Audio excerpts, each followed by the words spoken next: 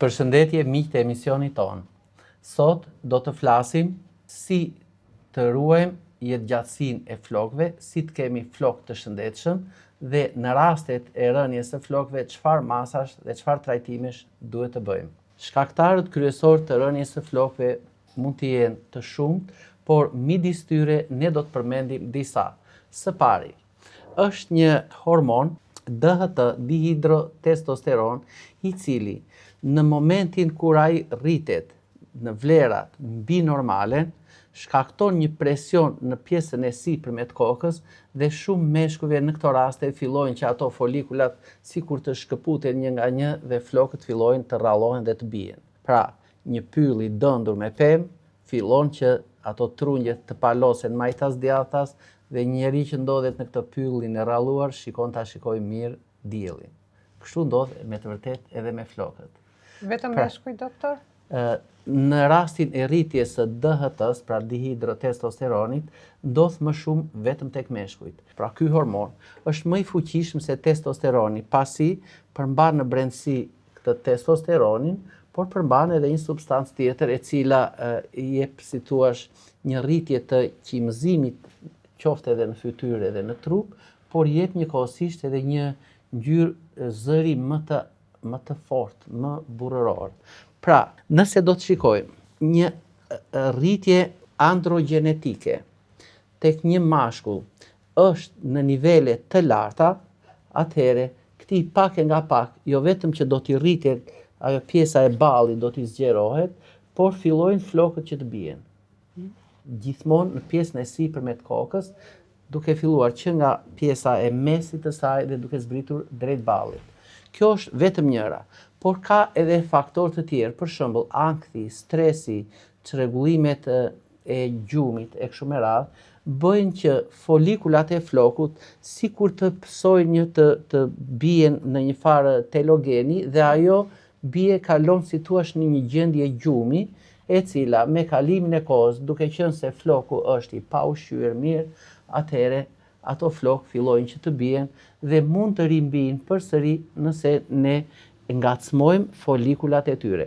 Sot në trajtimin e temës së rënies së flokëve, na është bashkangjitur edhe Alketa, një mikesh e punës tonë, por në Gjermani. Nuk e kemi marrë kot rastësisht, pasi kjo në atë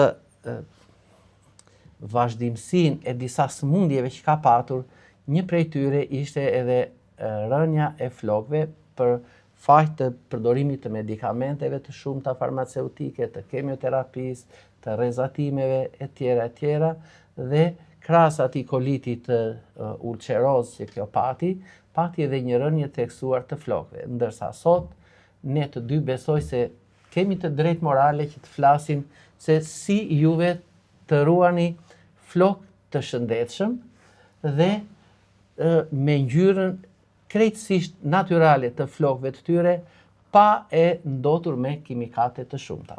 Çrregullimet të tjera janë çrregullimet hormonale, për shembull, çrregullimet e tiroideve. Pra, luhatjet e jodit mbi vlerë ose nën vlerë, vezoret policistike, pra një çrregullim tjetër hormonal femëror, i cili mund të shoqërohet me mbushjen të gjokseve, të vezoreve ose të tiroideve me fluska ujë. Edhe kjo shoqërohet dashur pa dashur me rrëzimin e flokëve. Por, njëkohësisht, njerëzit ndoshta nga padia, ndoshta nga dëshira që të kenë flokë të tendosur mirë ose me kaçurrela ose të ngjyrë me kimikate të ndryshme, mundet që atë tubin e asaj fibrinës së fijes së flokut ta dëmtojmë pak e nga pak në mënyrë graduale.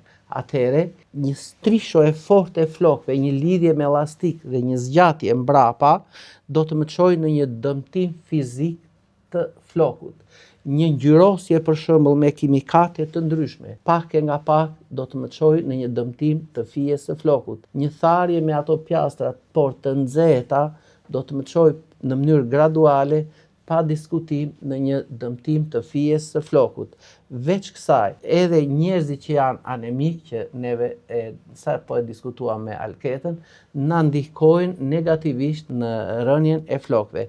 Dhe së fundmi, ne kemi vënë re tek shumë pacientë që ajo folikula, rrënja e flokut, në përgjithësi mbulohet nga bakterie të ndryshme që në ato më së shumti mund të kenë qenë stafilokok dhe kjo fillon që ta gryej, si thuash, rrënjën e flokut dhe fija e flokut konsumon dhe ato ushqim që ndodhet në folikul dhe ajo lehtësisht del nga folikula e saj, nga ai vendi ku ka qenë i mbirë. Këtë infekcion bakterial ne kemi vënë re qoftë edhe tek fëmijët, qoftë edhe tek të rriturit, sidomos tek meshkujt që në pjesën e mbrapme të kokës ata ndoshta nga makina qetse e berberit e pa trajtuar, e pa dezinfektuar, kanë marrë një infekcion në skalpin e kokës, në pjesën e mbrapme dhe fijet e flokut aty fillojnë që të dobësohen.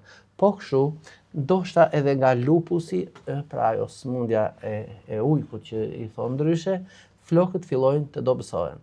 Zonja Alketa do të na tregoj se si me të vërtet kjo nga flok të dëmtuar shumë, pra me këto vatrat e alopecisë, arriti që të mbushte skalpin e kokës me flok dhe të ketë këto flok të shëndetshëm që ka sot.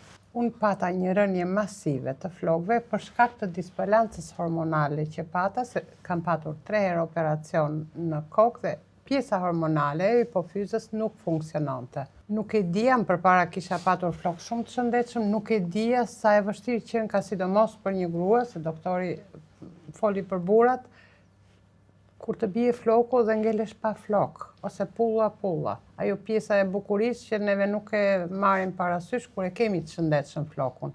Fal produkteve, po marrim ekstraktin që unë e përdor mba çdo larje, e kam luksin që mos më bjerë floku edhe her pas here edhe ta stiloj si dua unë. Maska që ushqen në rrënjën e flokut, që e përdor një javë, unë personalisht, më jep atë, jo vetëm produkti është shumë i këndshëm, po më jep rezultatin që unë kërkoj dhe dua dhe e kam të plotësuar. Në fillim e fillova kurën me çajin e flokëve, sepse duhet mirëmbajtur dhe nga brenda dhe nga jashtë, dhe shplarje dhe pirje. Pastaj me maskën kemi të mrekullueshëm e pa diskutuar vaji rosmarinës që kjo është shampo ime, doktor, po ta tregoj që unë e përdor personalisht në shtëpi. Kjo është shampo, përmban vajin e rosmarinës, mund të merret dhe kështu. Kush e do nga ne gratë jemi një çik më, insistojmë një çik më saktësisht sepse njeriu i shëndetshëm fillon që nga maja e kokës. Pse pikërisht ne kemi bërë këto kompozime? Unë përmenda një mori shkaqesh dhe midis tyre theksuam një infekcion bakterial, ndoshta një infekcion mikotik, ndoshta edhe një mungesë të mikroelementeve, pra një anemi. Atëhere, përbërësit kryesisht të rozmarinës, të trumzës, të livandos e të disa bimëve të tjera, plotëson atë kriterin që është antibakterial dhe antimikotik. Pra, ky vendoset të paktën 2 ose 3 herë në javë, 5 deri në 6 orë para larjes së flokëve. E shpërndaj mirë mbi skalpin e kokës, bëjmë një si masazh kështu në mënyrë rrethore, relaksojmë pak skalpin e kokës në mënyrë që të nxitim edhe qarkullimin e gjakut. Pra, duke u përmirësuar edhe qarkullimi i gjakut nën skalpin e kokës, ne bëjmë të mundur që ato folikulat të marrin ato mikroelement që ato duan. Mbas larjes së kokës dhe tharjes së saj, vendoset ky serumi për flokut. Pra, një ekstrakt nga bimët e rozmarinës, të rrënjës së hithrës, të livandos e të tjera. Dhe kjo çfarë ka si parim në vetvete? Të vrasi mikrobet, bakteriet, të ushqej rrënjën e flokut dhe tubin e flokut. Kjo funksionon mrekullisht mirë duke u përdorur 2 deri në 3 herë në javë. Ndërsa çaji për forcimin e rrënjës së flokut funksionon edhe duke pirë 2 deri në 3 gota në ditë para buke dhe njëkohësisht 1 ose 2 herë në javë, sidomos kur flokun e duam që ta kemi atë pak të serumin e flokëve, mund të largim pak skalpin e kokës dhe majat e tyre, duke bërë një spërkatje me çajin, ashtu si kundër e kemi kulluar dhe e kemi bërë gati për ta pirë, marrim gjysmë gote dhe lagim gjithë skalpin e kokës me këtë çaj. Duke ditur që çdo individ ka një personalitet të caktuar, ka një funksionim fiziologjik të përcaktuar, ka një lëkurë të thatë ose të yndyrshme, ka një skalp të kokës të thatë ose të yndyrshëm, ka një skalp të kokës që mund ta ketë me bakteri ose me myk. Atëherë, në varësi nga këto problematika, ne kemi kompozuar 4 shampo, bazat e cilëve mund të themi që janë si gjitha shampot e tjera, por veçantia e këtyre është në brendësi të tyre secila ka esenca të veçanta, vajra esencial shqiptar të kompozuara në raporte të caktuara midis jo vetëm rozmarinës, por edhe livandos, por edhe trumzës, por edhe mentes dhe eukalipsit e kështu me radhë.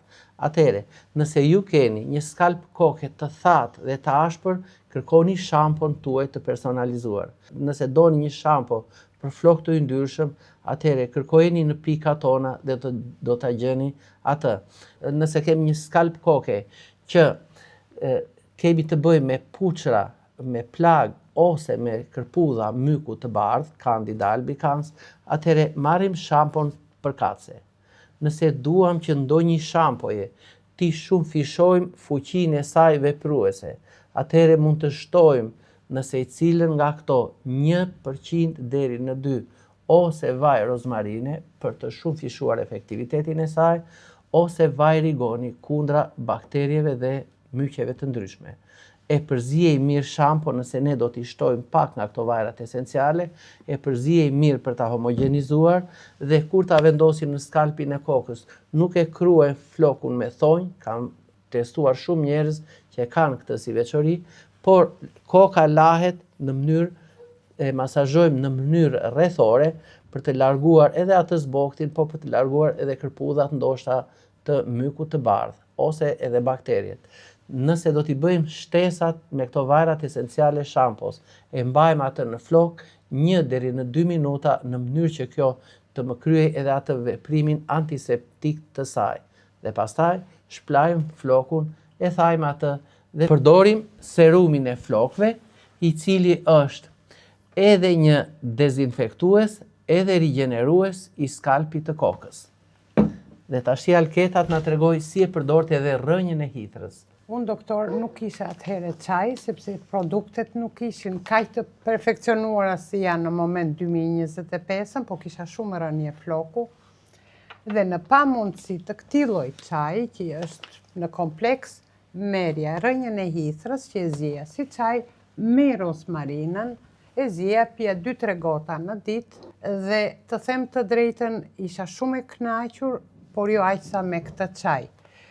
Faktori që unë kam ardhur në Shqipëri që më ka shqetësuar momentin e parë ka qenë që uji është shumë i gëlqeruar. Për shkëlqimin e flokut, për mirëmbajtjen e saj, unë mora dhe ziva prap çaj që e piva dhe shplarjen e përdor. Sa e mbaroj me larjen e kokës. Pra mund të veproni edhe kështu. E lajmë kokën, e thajmë, e lagim me pak nga ky çaj bimor që neve kemi te çajniku, me këto përbërësit që ne përmendëm, e lëm të thahet dhe i kalojmë edhe serumin për flokët. Ky është një trajtim i mrekullueshëm për flokët tuaj. Kjo ishte tema e trajtuar për sot. Mirupafshim në emisionin e radhës tjetër. Mirupafshim.